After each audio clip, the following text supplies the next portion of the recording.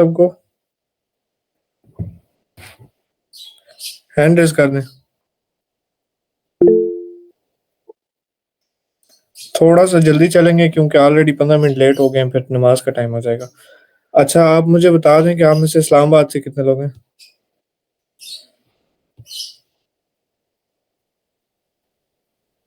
बस 2 लोग हैं।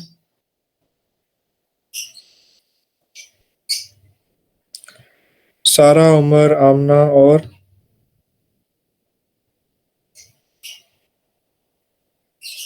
बस। अच्छा, मुझे बताएं आप लोग कौन से सेक्शन से हैं और आप लोगों को कितना कवर करवा दिया? एक एक लैब हुई आई थिंक आप लोगों की अभी।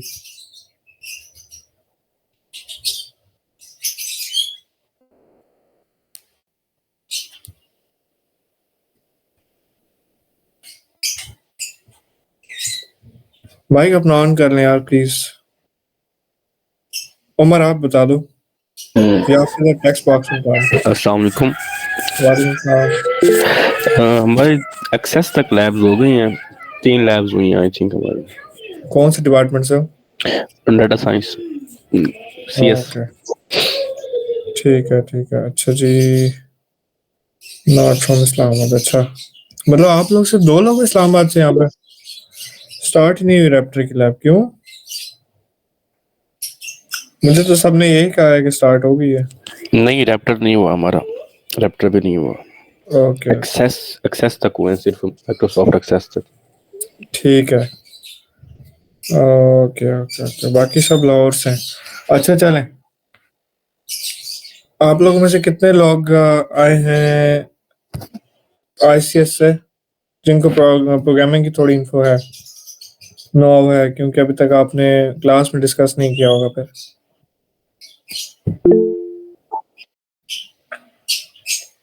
ठीक है, हुज़ैफा और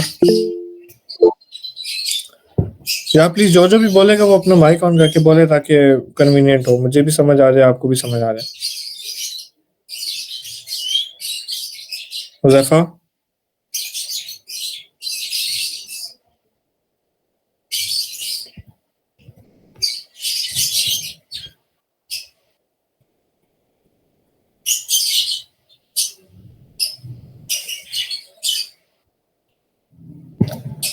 आपकी आवाज नहीं आ रही हुज़ैफा।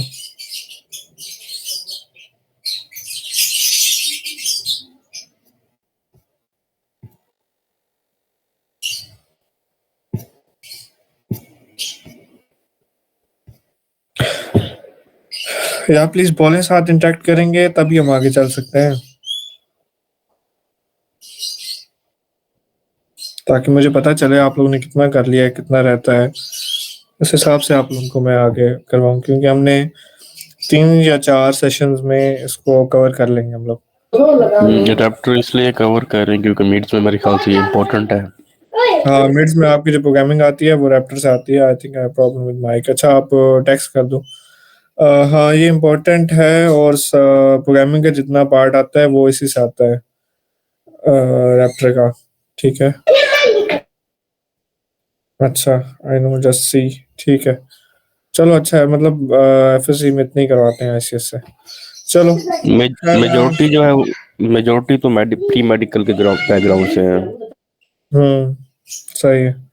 अच्छा, इतने लोग तो आए नहीं है, ठीक है, लेकिन हम लोग अब स्टार्ट करते हैं क्योंकि टाइम इतना है नहीं, और आगे इसको क्लास को कुछ स्केड्यूल करेंगे। अच्छा, आप लोग जितने लोग हो, आप लोग इस टाइम पे कन्वीनियंट हो ना, आपके लिए ये लेना, क्योंकि हमने ये किया हुआ है कि क्योंकि अफ्तार के बाद जो है ना, फिर तरावी ये वो लेट हो जाता है बहुत ज़्यादा, और असर के बाद भी टफ हो जाता है क्योंकि अफ्तारी की तैयारी है वो। तो can you give intro about Raptor? अच्छा, रैप्टर है जनाब, आप ICS से हो तो आपको ज़्यादा पता होगा। रैप्टर एक फ्लो चार्ट ऐप है, ठीक है। फ्लो चार्ट्स का आपको पता होगा। प्रोग्रामिंग बेसिकली क्या होती है कि आपने कंप्यूटर को ह्यूमन फ्रेंडली बनाना है, ह्यूमन अंडरस्टैंडेबल बनाना है। आपने ऐसी चीज़ें, ऐसी तरह कोड करना है कंप्यूटर को, इस तरह से बात समझानी है कि उसको बात समझ आए और वो आपका डिजायर्ड टास्क, आपका डिजायर्ड काम कर कर पाए वो, ठीक है। उसके लिए उसकी अपनी लैंग्वेजेस हैं। आप लोगों ने जितने भी, आपने 9th 10th में तो पढ़ी ही होगी शायद, कि लो लेवल लैंग्वेजेस होती हैं, हाई लेवल लैंग्वेजेस होती हैं, डिफरेंट टाइप्स होती हैं, बहुत बेसिक कॉन्सेप्ट्स हैं ये, ठीक है। तो कंप्यूटर जो है ना वो हमारा मशीन लैंग्वेज पे काम करता है ज़्यादा, बाइनरी लैंग्वेज जिसको 0-1 कहते हैं आसान अल्फाज में, ठीक है? तो हमने इस तरह कोड करना है, फिर ये जो हमारे पास कंपाइलर्स होते हैं ना, डिफरेंट आईडीज़ जिनको हम कहते हैं, या कंपाइलर्स आप कह लो, इंटरप्रेटर्स होते हैं, ट्रांसलेटर्स होते हैं इन शॉर्ट। तो आप जिस लैंग्वेज में लिखते हो, क्योंकि आपके लिए 1001 में बाइनरी लैंग्वेज में लिखना आसान चीज़ नहीं है, ठीक है? तो आप इसी वजह से ओके, ओके। अच्छा, आई एम डूइंग एआई, ठीक है। अच्छा, तो आप लोगों के लिए जो है ना वो लो लेवल लैंग्वेजेस में प्रोग्रामिंग करना बहुत टफ है, ठीक है? तो एक तरह से इम्पॉसिबल आप कह लो, क्योंकि वो कंप्यूटर की लैंग्वेज है, उसको समझ आती है और वो उसको सिर्फ वही समझ आती है। हाई लेवल लैंग्वेज आप जितनी मर्जी कर लो उसको समझ नहीं आएगी। तो हमारे पास मेन क्या सीन होता है कि हम लोग अपनी जो हमारी हाई लेवल लैंग्वेजेस हैं, जो ह्यूमन अंडरस्टैंडेबल लैंग्वेजेस हैं, जैसे हमारे पास रैप्टर तो नहीं, सॉरी, पाइथन है। आप लोग अभी करोगे मिड्स के बाद, उसके बाद आपके पास आ जाती है सी, आ जाती है सी प्लस प्लस, जावा, और बहुत सारे आ जाते हैं, ठीक है? तो वो आपके पास जो है ना ह्यूमन अंडरस्टैंडेबल लैंग्वेज है, जो आपको समझ आती हैं, और आप इन लैंग्वेजेस में अपना कोड करते हो और कंप्यूटर को वो कमांड पास करते हो। आगे जो आप जो कंपाइलर यूज़ करते हो, जिस चीज़ में आप कोड करते हो, जैसे आज हम रैप्टर यूज़ करेंगे और फिर इसके बाद हम पाइथन वगैरह सब कुछ यूज़ करेंगे।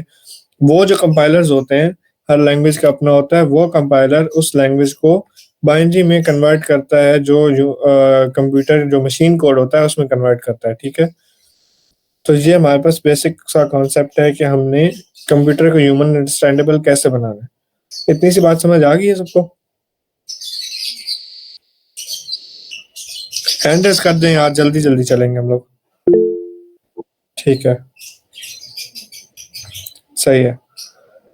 अच्छा जी, तो हमने यहाँ तक तो कवर कर लिया कि हमने एक बेसिक सा कॉन्सेप्ट है कि ह्यूमन अंडरस्टैंडेबल बनाना है कंप्यूटर को, ताकि हम अपने डिज़ायर्ड टास्क उससे करवा सकें। फॉर एग्ज़ाम्पल हमने उसको कंप्यूटर में, अब बेसिक हमारे पास लैप मोबाइल में आप कह लो कैलकुलेटर है, तो हमने उसको बोलना है कि भाई हमें 2 नंबर्स का सम करवाना है, a प्लस b, कोई भी 2 नंबर्स हो सकते हैं, 2 प्लस 2 करवाना है।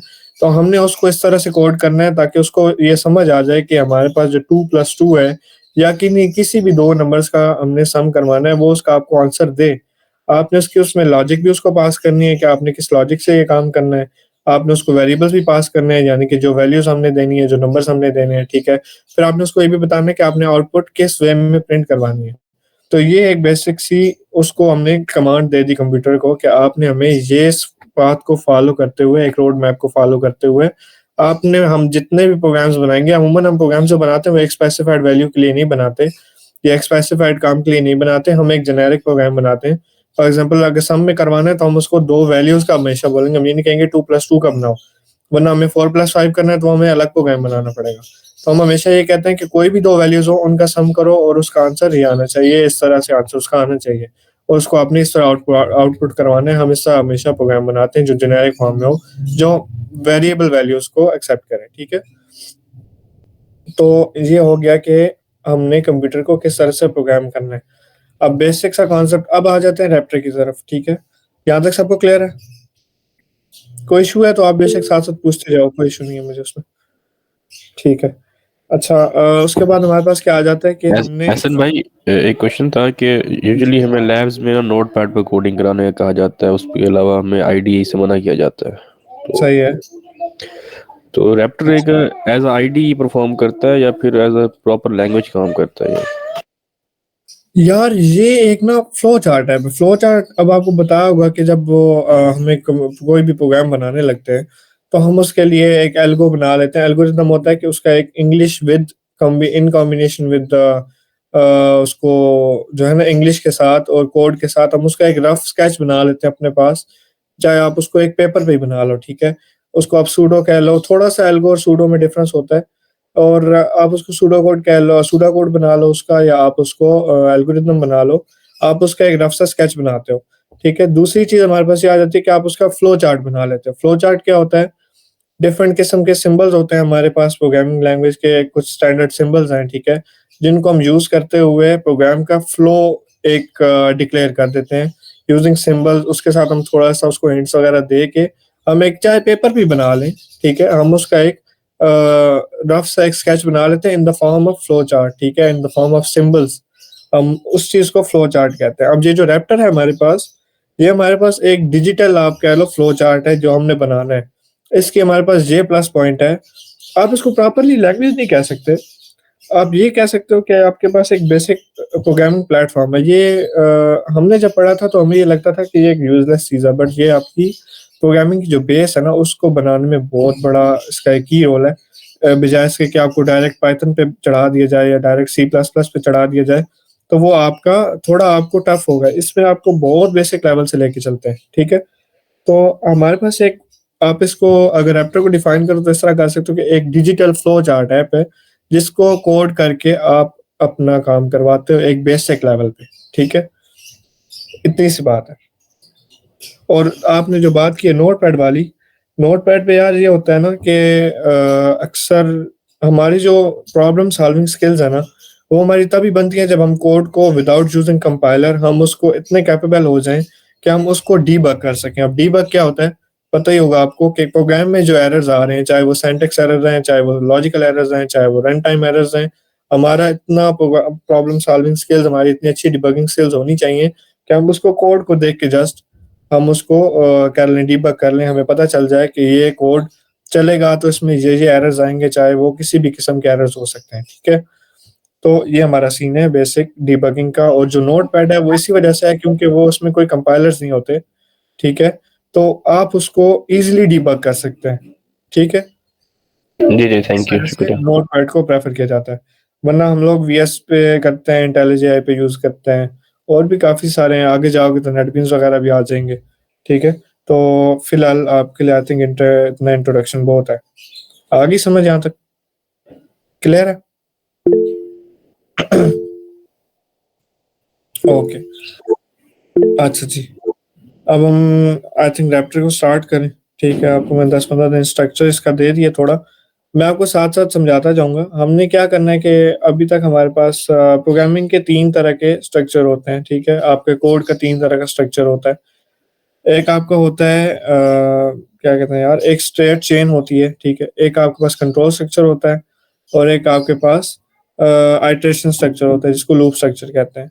अब मैं आपको ये तीनों बारी बारी बताता हूँ, ऐप में जाते हैं तो आपको मैं दिखाता हूँ कि ये काम कैसे करते हैं, ठीक है। अभी हम जो है ना प्रोग्रामिंग को सिर्फ रैप्टर तक लेके चलेंगे। आपके जब हम पाइथन स्टार्ट करवाऊंगा मैं मिनट्स के बाद, फिर मैं आपको सारा प्रोग्रामिंग को एक दफा पूरा घुमा के लाऊंगा कि आपने कैसे उसको स्टार्ट करना है, कैसे।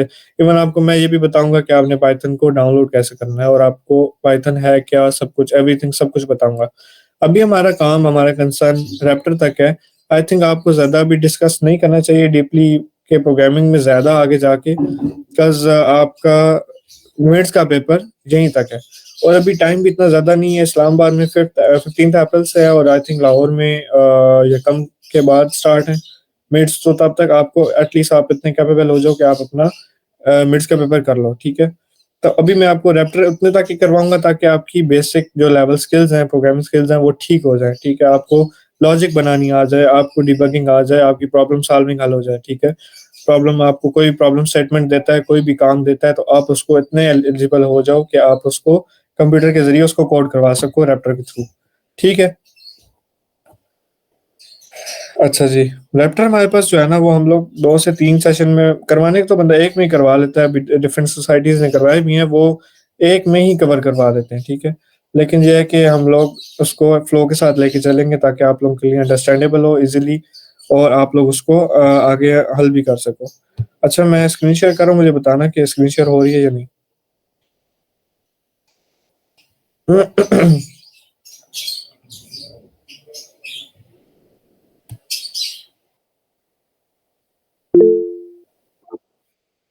स्क्रीन शेयर होगी?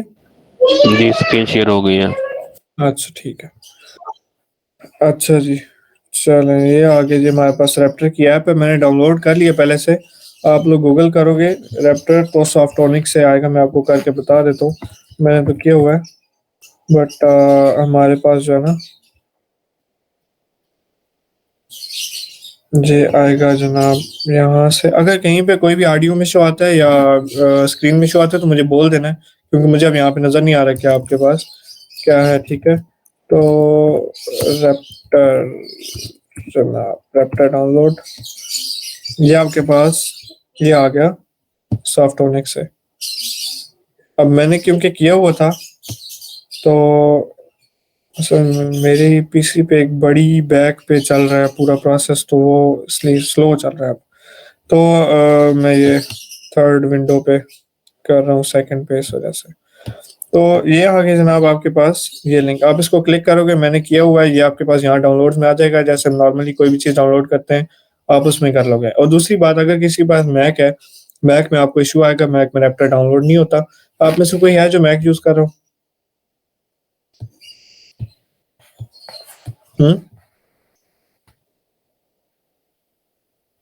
ओके, नहीं है, ठीक है। अगर आप में से कोई मैक यूज़ नहीं कर रहा तो वो ठीक है। अगर कोई मैक यूज़ कर रहा है तो उसके लिए फिर other Raptor flow chart apps हैं, ठीक है। वो मैं आपको चेक कर दूंगा कि कौन सी वाली है, क्योंकि मैंने कभी यूज़ नहीं की, मैं शुरू से विंडो यूज़र हूँ। तो हाँ, बस यहाँ से आप डाउनलोड कर सकते हो। ये डाउनलोड करने के बाद अभी मैं आपको एंड पे असाइनमेंट दूंगा, एक दो क्वेश्चंस दूंगा, आपने वो हल करके मुझे बताने होंगे कि ये भाई हमने कर लिया, ठीक है। तो हम आ जाते हैं जनाब रैप्टर की ऐप पे। मैंने पहले से ओपन कर ली थी, मैं आपको यहाँ से फिर ओपन कर देता हूँ रैप्टर।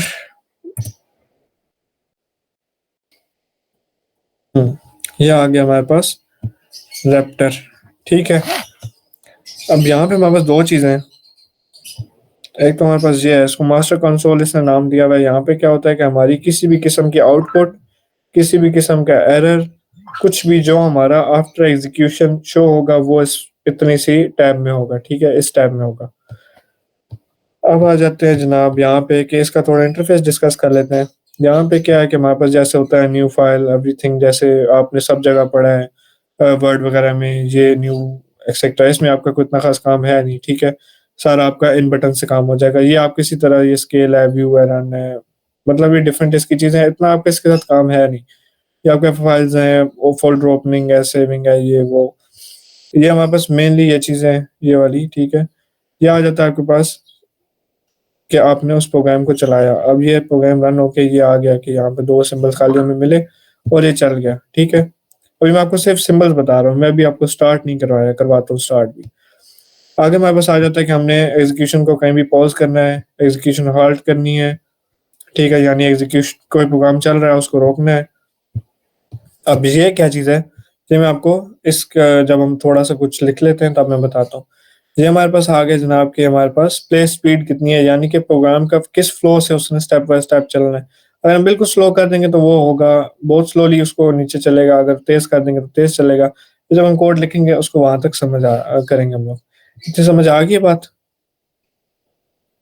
बेसिक सा इसका स्ट्रक्चर समझ आ गया? ठीक है।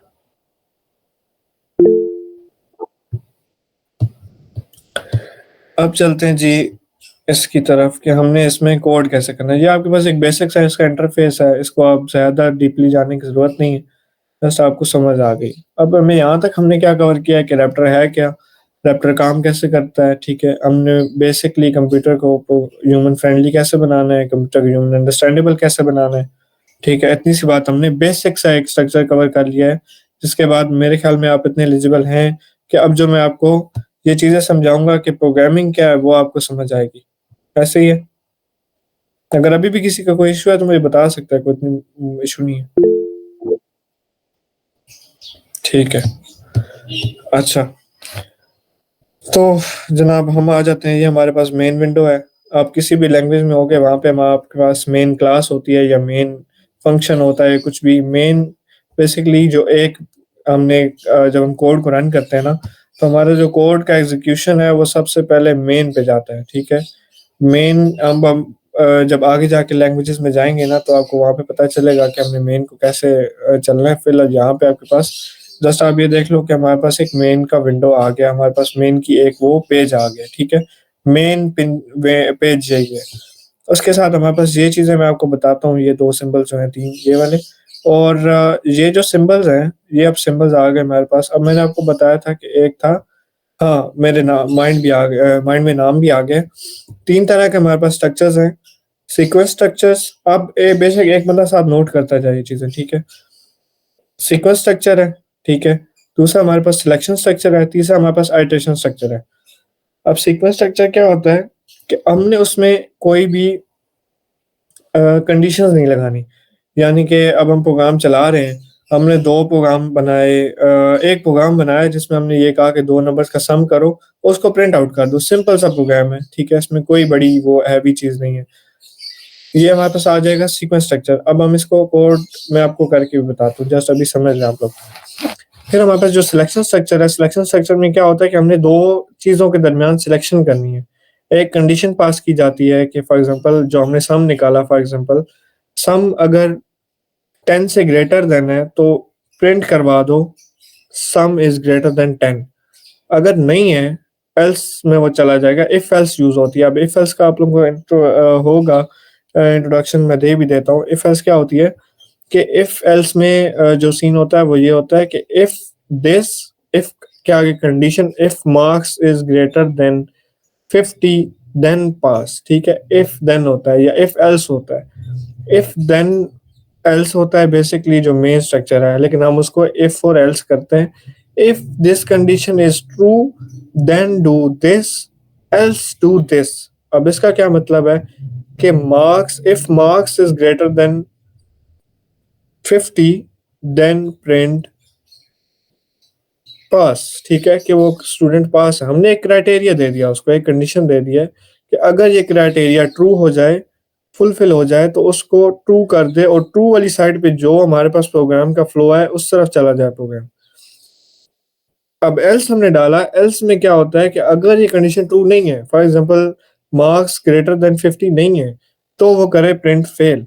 तो वो चला जाए फेल की तरफ, वो चला जाए जो उसका एल्स वाला स्ट्रक्चर है उसकी तरफ। ये हमारे पास आ जाता है सिलेक्शन। लूप में हम अभी नहीं जाते, हम लोग अभी ये 2 चीजें रखते हैं, आइटरेशन स्ट्रक्चर में चले जाएंगे। 3 स्ट्रक्चर से आप लोग रख लें कि हमारे पास पहला स्ट्रक्चर है सीक्वेंस स्ट्रक्चर, दूसरा स्ट्रक्चर है सिलेक्शन स्ट्रक्चर, तीसरा सेक्शन में हमारे पास आइटरेशन या लूप स्ट्रक्चर। लूप स्ट्रक्चर में हम अभी नहीं जाते, हम लोग फिलहाल इन्हीं 2 में जाते हैं। नेक्स्ट क्लास में हम लोग लूप की तरफ जाएंगे, ठीक है। अभी यहाँ पे इतना समझ आया किसको? उमर, अभी तक मैंने कितना बताया? अभी तक तो अपने सीक्वेंस स्ट्रक्चर तक बताया। 3 स्ट्रक्चर है, सीक्वेंस है, स्ट्रक्चर है, सिलेक्शन स्ट्रक्चर है, ऑल्टरेशन या लूप स्ट्रक्चर है। उसके अलावा आपने बेसिक उसका इंट्रो दिया है, रैप्टर की जो मेन हेडिंग है या मेन उसका फ्रंट पेज कह सकते हैं उसको। ठीक है, सही है, चलो। अच्छा जी, इस स्ट्रक्चर में मैंने क्या बताया? सिलेक्शन स्ट्रक्चर क्या है? कोई और बंदा बता दे। सादा आप लोग ऑनलाइन हो या बस आके आप लोगों ने छोड़ दिया है? स्विच भी इसमें आ जाते हैं? नहीं नहीं, स्विच इसमें नहीं है भाई, वो सी में आते हैं, सी प्लस प्लस में आई थिंक आते हैं, मेनली जावा में आते हैं, ठीक है। वो आगे जाके आएगा, अभी आप यहाँ ही करते हैं। तो सिलेक्शन स्ट्रक्चर में इफ एल्स जो है इसमें हम कंडीशंस को अप्लाई करते हैं कि अगर ये ऐसा हो जाए या ये से ग्रेटर हो तो हमारे साथ ये प्रिंट हो जाए, या अगर ये लेस हो तो ये प्रिंट हो जाए। तो इसमें हम कंडीशंस को यूज करते हैं। ठीक है, अच्छा। अब आपको मैं थोड़ा सा कोड करके दिखाऊं, एग्जाम्पल एज एग्जाम्पल, ताकि आपको पता चले कि मैंने आपको बताया क्या है, ठीक है। हम लोग चलते हैं जनाब वापस रैप्टर में। ये हमारी वापस मेन विंडो ओपन हो गई है। अब क्या होता है कि पहले तो ये है कि हमने इसको, वो बल्कि आपको बताता हूँ।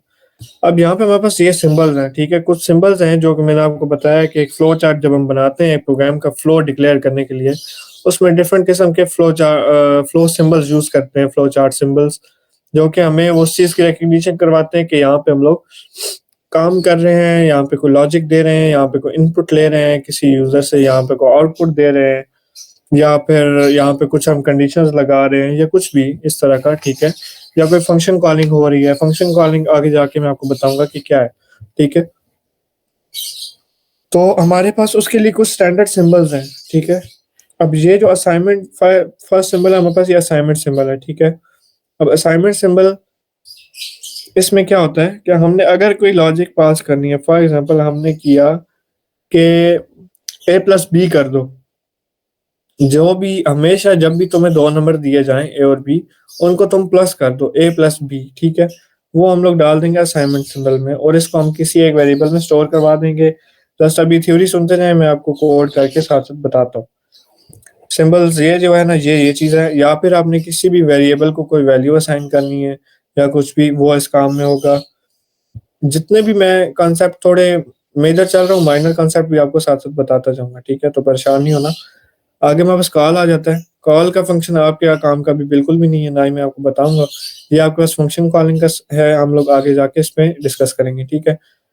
मेनली हमारा आज का जो काम है 1, 2 और 3, ये चीजें डिस्कस करनी है। ये तीनों, इन तीनों को मिला के एक सीक्वेंशियल स्ट्रक्चर बनता है, ठीक है? जो फर्स्ट स्ट्रक्चर है, सीक्वेंस स्ट्रक्चर है, ये भी उसमें आ जाता है, बट अभी हम इसको नहीं करेंगे क्योंकि अभी हमने बेसिक लेके चलना है। इसको इसको और इसको, तीन सिंबल्स को, असाइनमेंट, इनपुट और आउटपुट को लेके चलेंगे, ठीक है?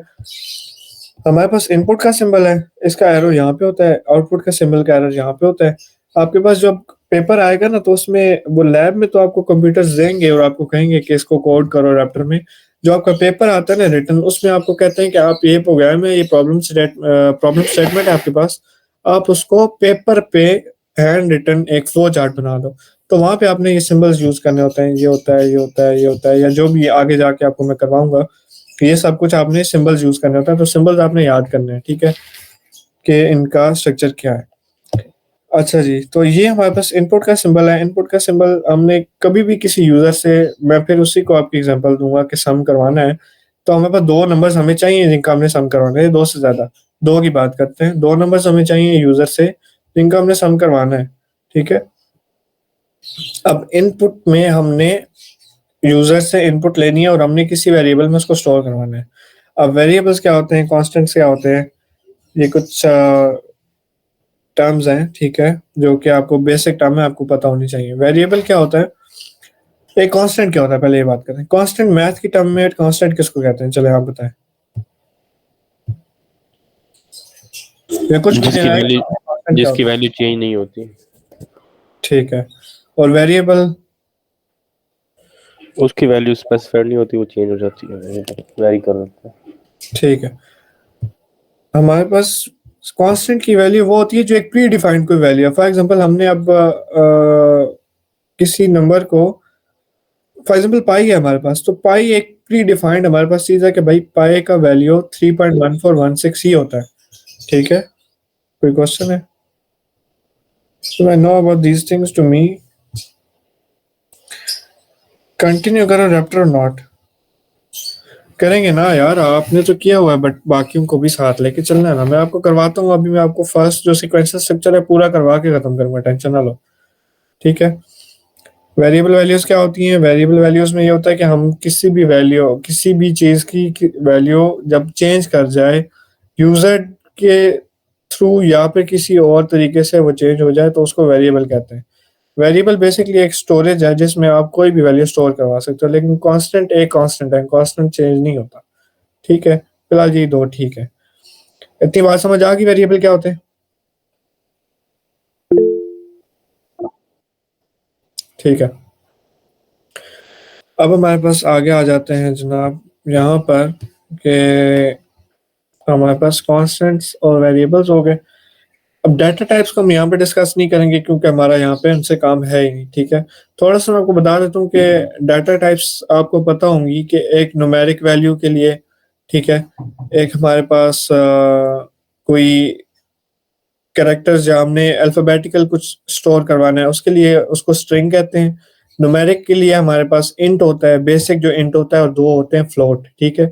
इंट और फ्लोट दो तरह के होते हैं। अब इंटीजर क्या होता है और फ्लोट क्या? इंट स्टैंड फॉर इंटीजर और float stand for float, floating point number, ठीक है? फ्लोटिंग पॉइंट में क्या होता है कि हमारे पास 1.5, 2.6 या 1.0 भी इवन इसमें आता है। जब हम पॉइंट वाली वैल्यूज हमारे पास आ जाती हैं तो वो हमारे पास फ्लोट में आ जाता है, ठीक है? उसके लिए हम फ्लोट यूज करते हैं। यहाँ पे हमने डिक्लेरेशन नहीं करनी, लेकिन मैं आपको जस्ट बता रहा हूँ कि आपने काम किस तरह करना है, क्योंकि फिर आगे जाकर कॉन्कैटिनेशन वगैरह में वो चीजें आपकी यूज होंगी। आगे हमारे पास जनाब आ जाता है इंटीजर। इंटीजर में यही है कि सिंपल कोई number 1, 2, 3 up to so on, कहीं भी पॉइंट नहीं आना चाहिए वैल्यू में, वो इंटीजर वैल्यू होगी हमारे पास, ठीक है? और हमारे पास तीसरी चीज आ जाती है स्ट्रिंग। स्ट्रिंग क्या होती है कि स्ट्रिंग, अभी मैं आपको यहाँ करके दिखा देता हूँ। फॉर एग्जांपल अच्छा, ये हमने इसको पहले सेव करना है। जब भी आप प्रोग्राम लिखोगे तो पहले इसको स्टार्टिंग पे आपने सेव करना है। ये मेरे पास यहाँ आ गए, डेस्कटॉप पे मैं इसको सेव कर रहा हूँ और कह रहा हूँ कि सेशन 5 सेशन 1। तो ये हमारे पास ये हमने सेव कर दिया, ठीक है। अब फॉर एग्जाम्पल इसके अंदर मैं ये लिखता हूँ, मैं जस्ट आपको बता रहा हूँ। ये यहाँ पे फॉर एग्जाम्पल हम लिख लेते हैं, 2 कोटेशन मार्क्स डाले। अब हम जो भी चीज़ कोटेशन मार्क्स में लिखेंगे वो हमारे पास हमेशा एज इट इज प्रिंट हुआ करेगी, ठीक है, या फिर एज इट इज स्टोर हो जाएगी। वो स्ट्रिंग होगी, उस पर कोई भी मैथमेटिकल ऑपरेशन परफॉर्म नहीं कर सकते हम। जैसे नंबर होता है ना 1+2 तो वो 3 हो जाता है, लेकिन स्ट्रिंग कभी भी मैथमेटिकल ऑपरेशन परफॉर्म नहीं करेगी, ठीक है। ये हमारे पास आ जाती है स्ट्रिंग। इतनी सी बात समझ आ गई कि स्ट्रिंग क्या है?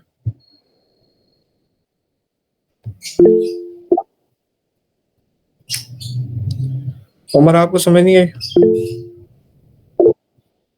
ठीक है, मुझे ना थोड़ा सा एंड से दोबारा बता दें, मुझे क्लियर नहीं हुआ स्ट्रिंग का। जी जी।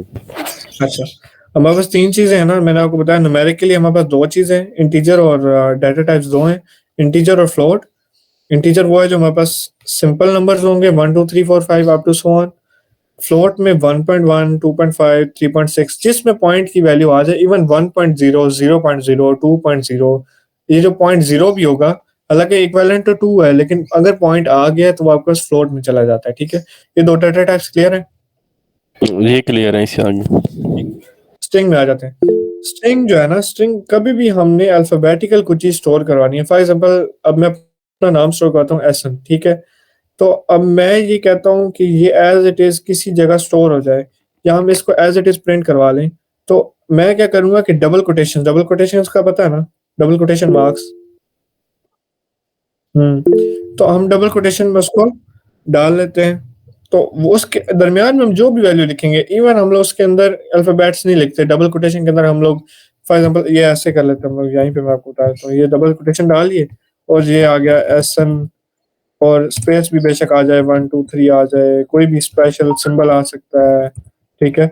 अभी हमने क्या किया कि हमने इसको कोटेशन मार्क्स में लिखा हुआ है। जो भी चीज कोटेशन में लिखेंगे ये through out and at the end of programming आपके पास जो भी चीज कोटेशन मार्क्स के अंदर लिखी जाएगी वो एज इट इज प्रिंट हुआ करती है, वो एज इट इज कहीं पे स्टोर हुआ करती है।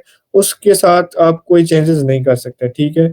अब एडवांस कॉन्सेप्ट्स कुछ और हैं, लेकिन आपको अभी तक यहाँ तक पता होना चाहिए। उज़ैफा आपने सी की हुई है थोड़ी, आपको ये चीजें बेसिक क्लियर है, लेकिन मुझे इनको भी साथ लेके चलना है, ठीक है। अच्छा, अब क्लियर है उमर? ठीक है, तो अब हम आ जाते हैं जनाब सही। मेरा। एक बात कि अगर हम कोटेशन मार्क्स में 2+2 पुट करते हैं तो वो 4 आएगा या फिर एज सच 2+2 ही प्रिंट होके आ जाएगा? 2+2 प्रिंट होके आएगा, हम करके देखते हैं अभी। ठीक है। अच्छा जी, हम वापस यहाँ आ गए। अब इसको डिलीट कर लेते हैं, ठीक है। वरना आप इसको अगर डाल दिया आपने, आपके पास जो, इसको आप इधर स्वाइप भी करके कर सकते हो, स्क्रॉल करके भी, लेकिन मैं तो ये करता हूँ, इसको क्लिक किया हुआ है यहाँ पे, इधर ये आ गया, मैं क्लिक कर रहा हूँ और वो आता जा रहा है, ठीक है। तो इसको मैं डिलीट कर रहा हूँ, ठीक है। अब मैं डिलीट से इसको करूँ, वरना आप इसको यहाँ से ये आके डिलीट कर सकते हो। ये कर लिया, ये डिलीट हो गया।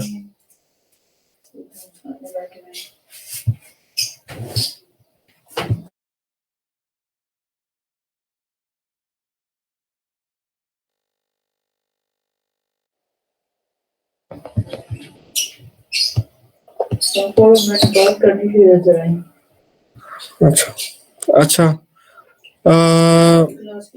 हम लोग अच्छा आ जाते हैं। अभी फॉर एग्जांपल हमने बेसिक एक प्रोग्राम लिखना है, इसमें और एक चीज होती है कमेंट्स की, ठीक है। तो हमने यहीं पे फॉर एग्जांपल ये चीज डाल दी है कमेंट। कमेंट क्या होता है कि हमने फिर से वही चीज काम करना है, डबल कोटेशन में कुछ लिखना है, और फॉर एग्जांपल लिखना है कि सम ऑफ 2 नंबर्स। हमने उसको बता दिया कि 2 नंबर्स का सम कर दो, ठीक है।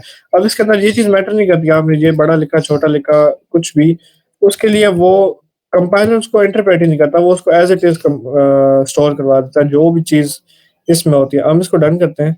अब हमने ये वाला स्टेप क्लिक किया था, इसके साथ हमने ये डाल दिया। फॉर एग्जांपल हमने एंड दे दिया है, ये अच्छी प्रैक्टिस है। जब आप बाद में प्रोग्राम अपना ओपन करोगे ना, तो वो आपको पता होगा कि यार यहाँ पे हमने क्या काम किया। अब मैंने यहाँ पे दे दिया कि ये सम ऑफ 2 नंबर्स है। अब वो ये कंपाइलर इस फ्लो में चलेगा ज़रूर, इस पे वो कभी भी इसको शो नहीं करवाएगा। जब हम कोड खोलेंगे तो हमें पता चलेगा कि यहाँ पे हमने इस स्टेप में ये काम किया हुआ है। कमेंट समझ आ गए?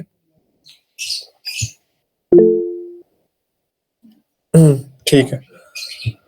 अच्छा जी, अब हम आ जाते हैं थोड़ा सा अपना प्रोग्राम। मैं आपको एक प्रोग्राम के बना के दिखाता हूँ, उसके अंदर जो जो कंसेप्ट आएंगे वो बता देता हूँ, ठीक है? तो जैसे कि मैं पहले आपको सारा एक्सप्लेन करूँ, तो हम फॉर एग्जांपल पहले हम क्या करते हैं, एक तो हम इनपुट दो तरीके से लिख सकते हैं। एक तो हम खुद किसी वेरिएबल में वैल्यू स्टोर करवा सकते हैं।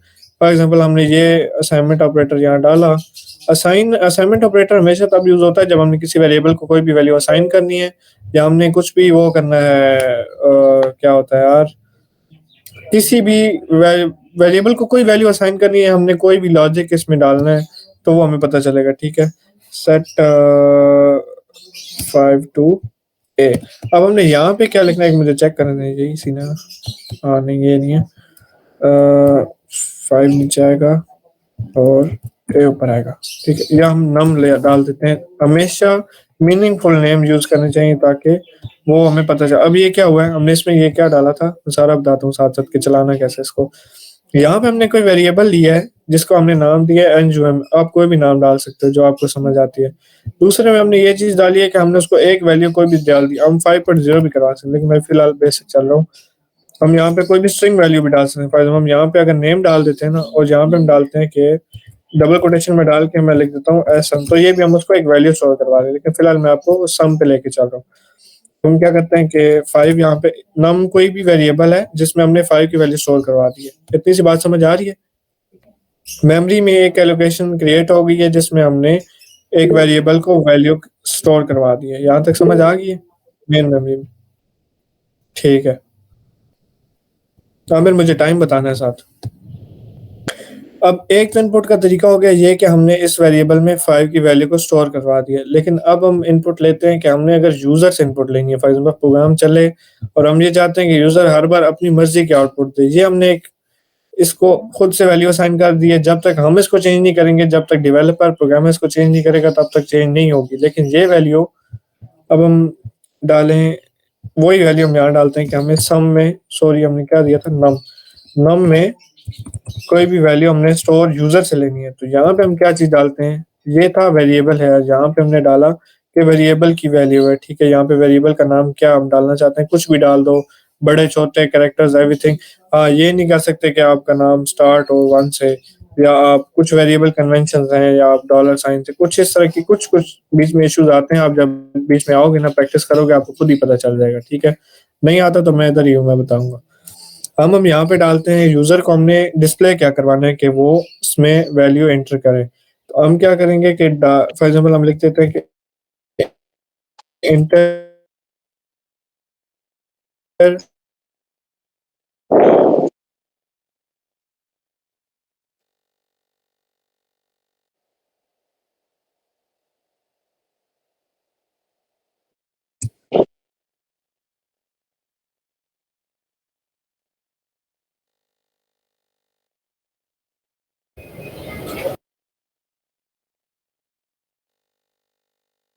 आ गया, ये हम नाम के वेरिएबल में स्टोर करवा दिया है।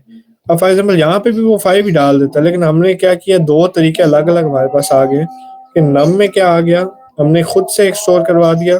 और दूसरा हमने क्या किया कि हमारे पास एक ऐसा तरीका आ गया कि हमने यूजर से हर बार नई वैल्यू ले सकते हैं उसमें।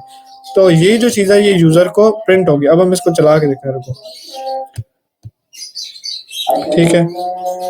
आप कहीं पे मल्टीपल कमेंट्स भी डाल सकते हो। ये कमेंट आ गया ना, यहाँ पे आप और डालोगे तो साथ भी आ जाएगा। तो ये चीज है। अब हमने एक इसको डिलीट कर देते हैं। अच्छा छोड़ो उसे।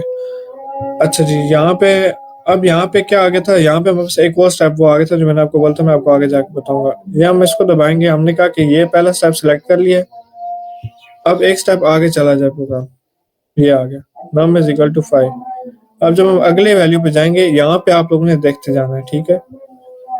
अब मैं इसको कहता हूँ एक स्टेप और आगे चला जाए, तो ये नम में 5 की वैल्यू स्टोर हो गई जो कि हमने इस स्टेप में करवाई थी, ठीक है? अब मैं इसको 1 मिनट के लिए डिलीट कर रहा हूँ। टॉगल इसको, हाँ हम इस दौरान कोई काम नहीं कर सकते, हमें अब क्या करना पड़ेगा, प्रोग्राम को हाल्ट करना पड़ेगा। रन हाल्ट आ गया, यानी कि हमने जो प्रोग्राम का एक फ्लो चल रहा था उसको तोड़ दिया, बोला कि स्टॉप कर दो इसे। तो ये आ गया हमारे पास। अब हम लोग प्रोग्राम रुक गया, हम इसको करते हैं डिलीट। पर अब हम बेसिकली इस पे आ जाते हैं हमारे पास। अब हम इसको रन करते हैं, पूरा रन कर रहे हैं, ये देखें बस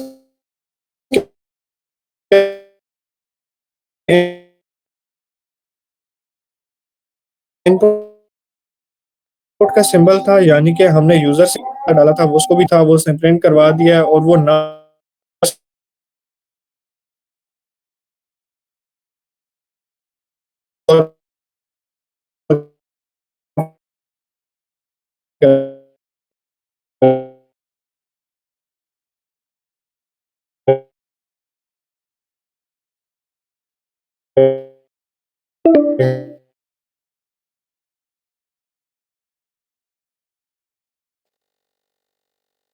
क्या कहेंगे, हाँ अब आउटपुट में हमने क्या करना है कि this quotations as it is. आपका ये यूनिवर्सल रूल है कि जब भी आपने कुछ प्रिंट करवाना है एज इट इज, तो वो आप डबल कोटेशंस में लिखोगे। ठीक है, तो क्या हुआ कि हमने वहां पे शो करवाया था कि first enter the first number, तो हम यही लिख देते हैं कि फर्स्ट नंबर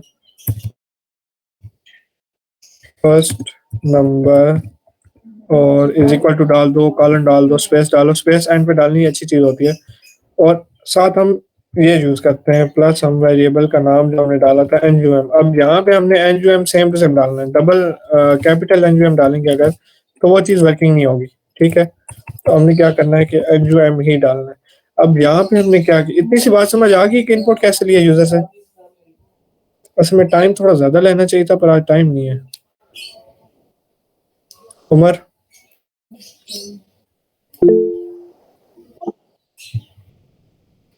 वो 3 मिनट्स, अच्छा चलो यार, लोग नहीं आ रहे, ये गलत बात है। अच्छा खैर चलो, अब हमने यहाँ पे इनपुट हमने ले ली थी यूजर से, जिसमें हमने वैल्यू पुट करवाई थी 56, उसको उसने जाके नम के एक वेरिएबल क्रिएट करके उसमें स्टोर करवा दिए। अब ये जो नम का वेरिएबल है, इसको हम थ्रू आउट द प्रोग्राम हम यूज कर सकते हैं। ठीक है, और यहाँ पे हमने जब आउटपुट स्टेटमेंट है, आउटपुट में हमने क्या करना है कि कोई भी चीज हम जो आउटपुट करवाना चाहते हैं यूजर से वो डाल दे। ठीक है, अव्वल तो हम लोग, चलो पहले मैं आप लोगों को सिंपल बताता हूँ, ये छोड़ो इसे। नम जो हमने नम में जो वैल्यू स्टोर करवाई है उसको प्रिंट करवा दो, बस हमने सिंपल इसमें नम लिखा, ये वेरिएबल है, डन किया। ठीक है, तो ये आ गया जनाब। अब हम इसको रन करके देखते हैं क्या शो करवाता है। हमसे इसने नंबर मांगा फर्स्ट, उस पे क्या ये 56 फॉर एग्जाम्पल, हम कोई भी नंबर डाल सकते हो, क्या आ गया, और उसने ये प्रिंट करवा दिया, यानी कि जो नम में जो वैल्यू थी उसको प्रिंट करवा दिया। इतनी सी चीज समझ आ गई कि प्रिंट कैसे हुआ है। हम्म, भाई ये नम क्या है, ये वेरिएबल है कोई? हाँ, नम नाम से हमने कोई भी एक वेरिएबल क्रिएट कर दिया था, जो कि मेमोरी में जाके उसने एक लोकेशन क्रिएट कर दी, जिसमें हमने एक वेरिएबल को स्टोर कर दवा दिया। ठीक है, मेन मेमोरी में, सही ठीक है। है, ठीक है। हाँ, अब वो जो वेरिएबल में जो वैल्यू स्टोर हुई हुई है ना, जब तक हम उस वैल्यू को चेंज नहीं कर देंगे थ्रू आउट द प्रोग्राम, वो वैल्यू यूजेबल है। हम कहीं भी उसको किसी कंडीशन में डालते हैं, किसी लॉजिक में डालते हैं, कहीं पर भी वो चीज यूजेबल है हमारे पास, वो नम की वही वैल्यू रहेगी। 56 हमने डाला ना यहाँ पे, फॉर एग्जाम्पल वही रहेगा।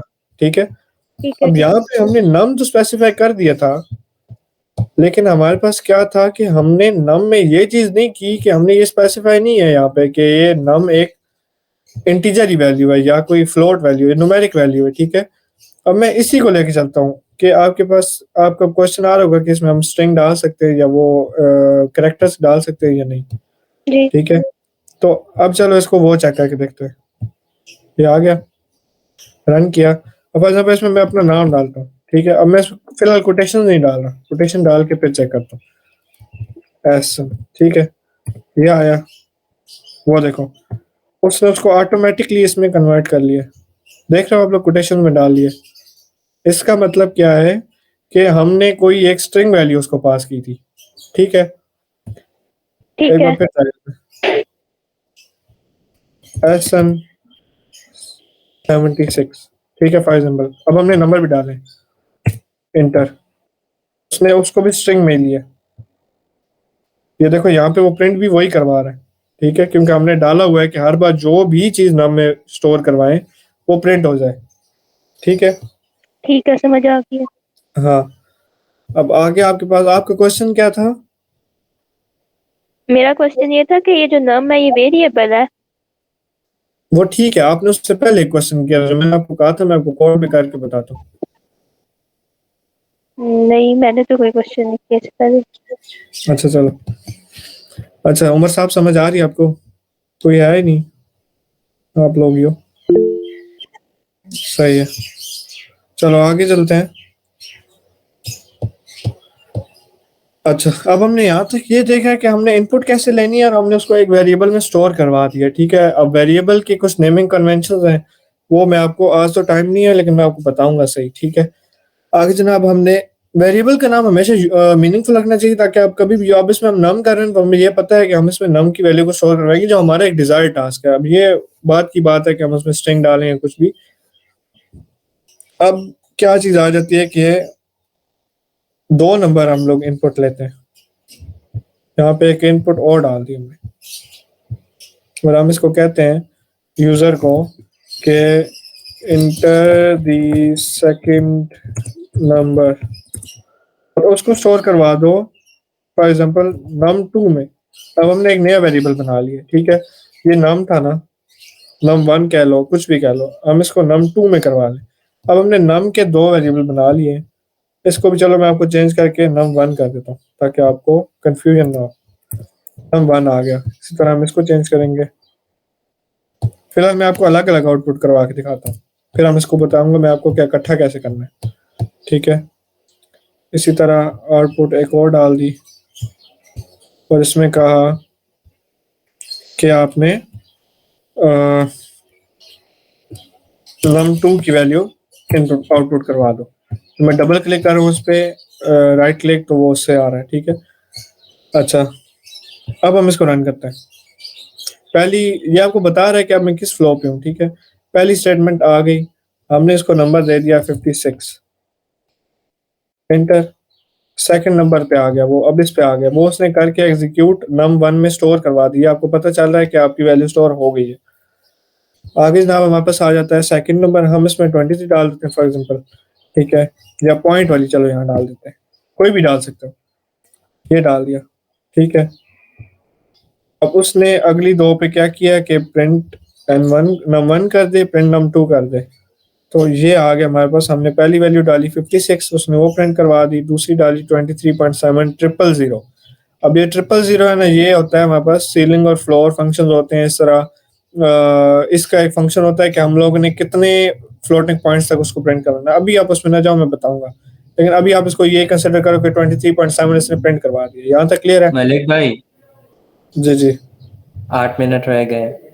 अच्छा ठीक है, क्लियर है उमर? ठीक है, वो भी चले गए। चलो, इतना आज के लिए बहुत है उमर। फिर आज के लिए ना है वैसे ना, हाँ नमाज का भी टाइम हो गया ऊपर से, तो हाँ वही ना, नमाज का टाइम हो गया, मैं इसलिए कह रहा हूँ कि इसको एक दफा रिवाइज कर लेना, और मैं कोशिश करता हूँ नेक्स्ट टाइम कल एक और सेशन रख लेते हैं जिसमें हम लोग सारा कर लेते हैं। आप लोग ये लिंक जो आपको मैं दूंगा ना, इसको आप आगे फॉरवर्ड कहीं कर सकते हो, अगर कोई और बंदा आना चाहता है और कम्युनिटी में नहीं है तो वो भी आ सकता है, कोई इशू नहीं। चलें, ठीक है, ठीक हो गया, ओके। ठीक है।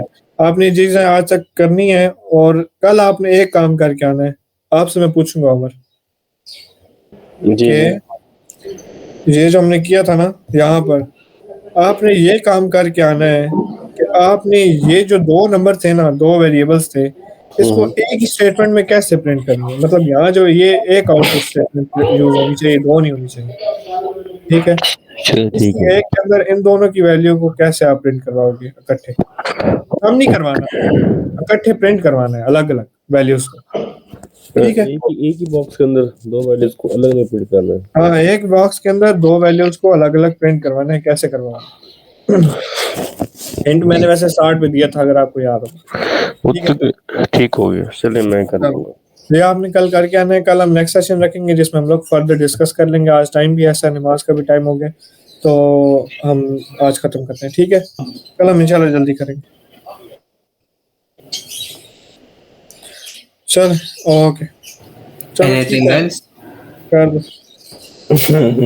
एंड कर दो, फिर रिकॉर्ड हो रही है, फिर बात शेर अफजल खान